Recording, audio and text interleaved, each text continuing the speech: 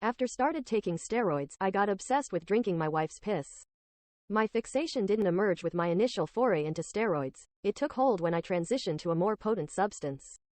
Trenbolone, a compound hailed in bodybuilding circles as a divorce drug, ignited this unexpected obsession.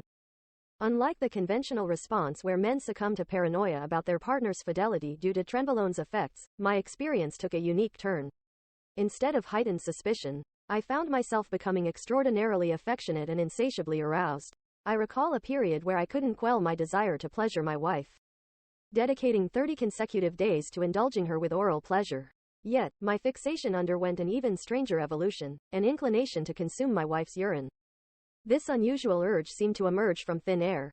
Seated at a restaurant, my wife excused herself to use the restroom.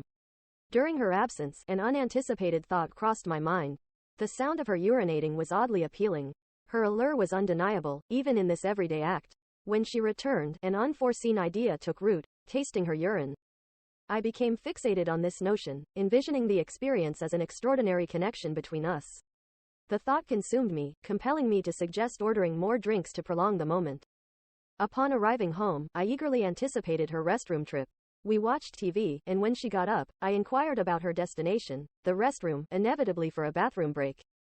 My internal anticipation soared. I ventured to ask if she'd oblige me by urinating on me in the shower. Her surprise was evident, yet after a heartfelt conversation, I managed to persuade her. Urgency compelled us, as she was ready to burst. Anticipation piqued as she prepared to comply. Instead of just her urinating on me as she had expected, I positioned myself on my knees, mouth ajar, and implored her to urinate into my mouth. Overwhelmed by the urge, she acquiesced.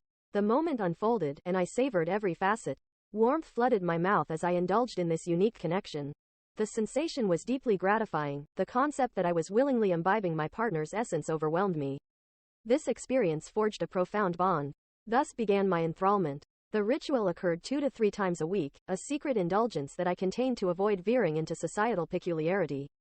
Now, liberated from the influence of steroids, the compulsion has waned. Relating this tale, however, has rekindled the memories. Who's to say whether I might revisit this unconventional pursuit for the nostalgia it holds?